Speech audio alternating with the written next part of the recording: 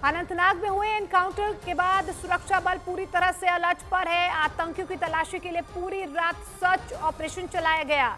घने जंगल और पहाड़ों पर लाइट की मदद से आतंकियों की तलाश की जा रही है। अनंतनाग एनकाउंटर में सेना के 3 अफसर शहीद हो चुके हैं। वहीं एनकाउंटर के दौरान जो लोग घायल हुए थे उन्हें हेलीकॉप्टर की मदद से रेस्क्यू किया गया है। 3 तस्वीरों के जरिए आप समझने की कोशिश कीजिए। सुरक्षा बलों ने कल आतंकियों को ढेर किया। 2 आतंकी इस मुठभेड़ में मारे गए हैं, 3 अफसर शहीद हो गए। लेकिन पूरे इलाके में रात भर सर्च ऑपरेशन चला है। कुछ लोग जो घायल हुए हैं उन्हें हेलीकॉप्टर से रेस्क्यू किया गया है। और रिफत हमारे सहयोगी ग्राउंड जीरो से इस वक्त हमारे साथ बने हुए हैं। रिफत, हमने देखा 3 अफसर शहीद हो गए, लेकिन 2 आतंकी इस पूरे ऑपरेशन में मारे गए हैं। लेकिन रात भर सर्च ऑपरेशन चलाया गया है जंगलों के बीच। क्या अब भी सर्च ऑपरेशन चल रहा है? देखिए, लगातार सर्च ऑपरेशन चल रहा है। जिस तरीके से आपने कहा कि 3 जो ऑफिसर गंभीर रूप से घायल हो गए थे वो जख्मी ताब नाला कर दम तोड़ बैठे हैं, लेकिन अभी किसी मिलिटेंट के मारे जाने की यहाँ पे खबर नहीं है। राजौरी में जो है वहाँ पे भी ऑपरेशन चल रहा था, लेकिन मैं आपको दिखाना चाहूँगा रात भर ये ऑपरेशन चला। अभी भी आप देख सकते हैं सेना यहाँ पे लगी है, पुलिस आर्मी के साथ साथ अब सीआरपीएफ भी यहाँ पे लगी हुई है। सबसे पहले मैं दिखाना चाहूँगा दर्शकों को, ये वो पूरा एरिया है। ये जो आप पहाड़ देख रहे हैं, पहाड़ी एरिया में ही मिलिटेंट छुपे हुए हैं कहीं ना कहीं, जिनकी तलाश लगातार रात भर जारी रही। लाइट्स का इस्तेमाल किया गया और यहाँ पे लाइट्स इंस्टॉल करके आगे आर्मी बढ़ रही है। माउंटेन रेस्क्यू टीम जो है या माउंटेनर्स या जो ट्रैकर्स हैं उनको भी लाया गया आर्मी की तरफ से, ताकि वो ऊपर चढ़ सकें पहाड़ों पे और वहाँ पे सर्च ऑपरेशन चलाया जा सके। ये आप देख सकते हैं भारी तादाद में यहाँ पे सेना लगी हुई है, पुलिस लगी हुई है और सीआरपीएफ लगी हुई है इस ऑपरेशन में। और ये आप देख सकते हैं अंदर लगातार सर्च ऑपरेशन चल रहा है। हम इस वक्त ग्राउंड जीरो पे हैं, जहाँ पे ये फायरिंग हुई वो यही स्पॉट है जो इनिशियल फायरिंग हुई। उसी में सेना के 2 ऑफिसर और पुलिस का एक डीएसपी गंभीर रूप से घायल हुआ था और बाद में ये देखा गया कि वो दम तोड़ बैठे। और एक बड़ा लॉस आर्मी को भी, देश को भी और पुलिस को हुआ है। और आप देख सकते हैं कि ये पूरा जो एरिया है ये माउंटेन्स एरिया है। यहाँ पे हालांकि नीचे ऑर्चर्ड्स भी हैं और साथ में एक रिवर है और रिवर में ही ये सारी फायरिंग हुई। और ये जो पूरा एरिया मैं दिखाने की कोशिश करूंगा, ये आप देख सकते हैं कि ये जो पूरा एरिया है इसको कॉर्डन में लिया गया। ये जो माउंटेन्स हैं वहाँ पे चप्पे चप्पे पे आर्मी है और पुलिस लगी हुई है। सीआरपीएफ भी इस में समर्थन कर रही है ताकि जो मिलिटेंट कहीं पे भाग गए होंगे उनका पता लगाया जा सके। जो ये घेरा है तकरीबन 6-7 किलोमीटर के इर्द गिर्द ये पूरा घेराबंदी कर दी गई है। और ये आप देख सकते हैं ये जो रोड है, रोड के साथ में ही तकरीबन 100 मीटर की दूरी पे ये स्पॉट है जहां पे कल पहली फायरिंग हुई और जहां पे मिलिटेंट उस स्पॉट से भाग गए थे। और दूर दूर तक आपको दिखेगा कि घेराबंदी बहुत ही टाइट है और रात भर ये घेराबंदी रही। रात भर भारतीय सेना, पुलिस और सीआरपीएफ इस ऑपरेशन में लगी रही और ये ऑपरेशन लगातार जारी है। हालांकि कल हमने पूरा दिखाया था किस तरीके से हेलीकॉप्टर्स का इस्तेमाल किया गया, ड्रोन का इस्तेमाल किया गया, लेकिन मिलिटेंट कहीं ना कहीं इसी एरिया में छुपे हुए हैं। ऐसा समझा जा रहा है कि कम से कम 3 पाकिस्तानी मिलिटेंट हैं और 1 लोकल मिलिटेंट बताया जा रहा है और जिनकी तलाश लगातार जारी है। और ये समझा जा रहा है कि पीर पंचाल रेंज में ही कहीं ना कहीं ये फॉरेस्ट का रेंज जो है, मैं फिर से कैमरा पर्सन को कहूँ कि थोड़ा सा जूम करें। आप देख सकते हैं किस तरीके के हिल टॉप्स हैं, किस तरीके की स्टीप माउंटेन्स हैं और इनको क्लाइंब करना कोई आसान बात नहीं। यही एक वजह है कि आर्मी ने कल माउंटेनर्स की टीम लाई जो प्रोफेशनल्स हैं। उनके पास रोप्स थी, उनके पास कैराबिनर्स थे, उनके पास स्लीपिंग बैग्स थे, सब कुछ साजो सामान से लेस। अगर 10 दिन भी इन माउंटेन्स में रहना पड़े तो वो रह सकते हैं और सर्च ऑपरेशन कंटिन्यू कर सकते हैं। और अगर कोई जवान जख्मी हो जाता है फायरिंग में या पुलिस वाला कोई जख्मी हो जाता है तो उनको क्विकली इवैक्यूएट किया जा सके। कल इवैक्यूएशन में बहुत टाइम लगा। जो आर्मी के ऑफिसर्स और पुलिस का एक ऑफिसर घायल हो गया था उनको फिर इवैक्यूएट करने में काफी ज्यादा टाइम लगा, क्योंकि वहां दर्रे हैं, वहां पहाड़ हैं और पहाड़ के बीच में जो दर्रा है वहां से क्विकली किसी को रेस्क्यू करना कोई आसान काम नहीं है। और आप देख सकते हैं यहाँ पे ये भारतीय सेना है, ये ग्राउंड जीरो है जहाँ पे इस वक्त ऑपरेशन बड़े पैमाने में चल रहा है। जिस तरीके से कल भी जनरल ऑफिसर कमांडिंग जो 15 कोर के हैं वो खुद यहाँ पे आए, डीजीपी दिलबाग सिंह आए और साथ ही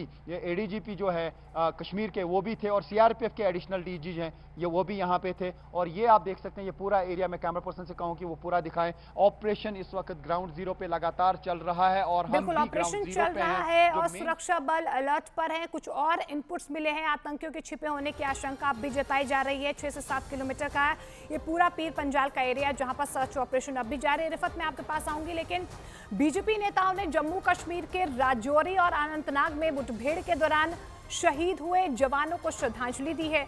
उन्होंने कहा कि उनकी शहादत बेकार नहीं जाएगी। वीरों का ये बलिदान व्यर्थ नहीं जाएगा। आतंकवादियों का चुन चुन कर सफाया होगा।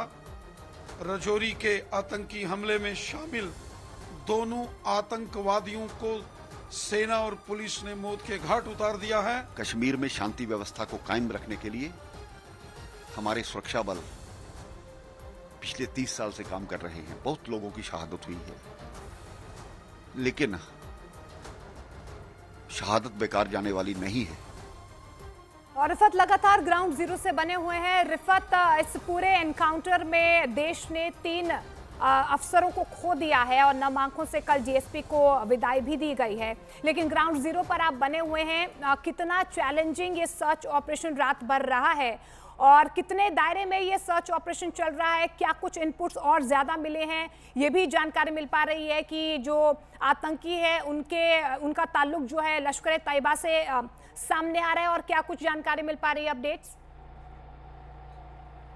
देखिए, लगातार इनपुट्स कलेक्ट किए जा रहे हैं। हालांकि ह्यूमन इंटेलिजेंस के साथ साथ जो टेक्निकल चीज़ें हैं उनको भी देखा जा रहा है। अगर कहीं पे सीसीटीवी फुटेज मिलती है उसको देखा जा रहा है, लेकिन ये फॉरेस्ट एरिया है, यहाँ पे कहीं पे सीसी कैमरा होगा ये मुश्किल लग रहा है। लेकिन कहाँ से वो आए, किस एरिया से वो आए, वो चीज़ें खंगालने की कोशिश की जा रही है। चूंकि यहाँ पर जो इनिशियल फायरिंग हुई उसी में फौज और पुलिस को नुकसान हुआ, लेकिन उसके बाद पूरे एरिया की घेराबंदी कर दी गई है।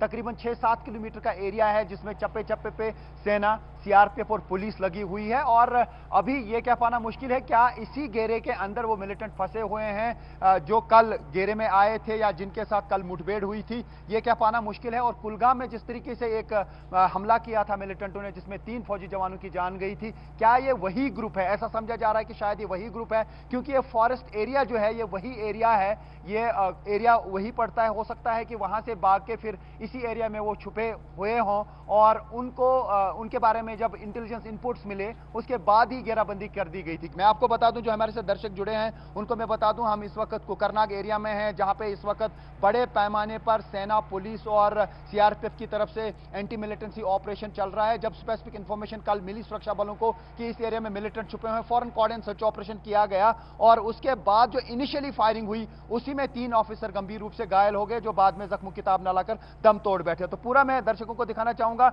ये पूरा एरिया है और जब यहां मैं कैमरा पर्सन से कहूं कि यहां पे आए और दूर दूर तक जब हम जूम करेंगे और यहां से आपको दिखेगा कि किस तरीके से यहां पे भारतीय सेना लगी हुई है इस ऑपरेशन में। चप्पे चप्पे को खंगाला जा रहा है, चप्पे चप्पे की तलाशी ली जा रही है और खंगाला जा रहा है। और कोमल सिंह हमारी सहयोगी, रिफत मैं आपके पास आऊंगी, कोमल भी हमारे साथ जुड़ गई है किश्तवाड़ से।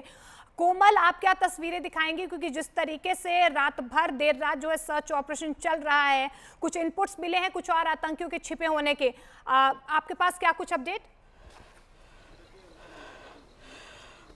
बिल्कुल बिल्कुल, इस वक्त मैं किश्तवाड़ में हूँ और रवि जिन्होंने अपनी जान का बलिदान दिया, जो राजौरी एनकाउंटर में जो शहीद हो गए, इस वक्त हम उनके घर के ठीक बाहर हैं। 9:30 बजे उनका दाह संस्कार होगा।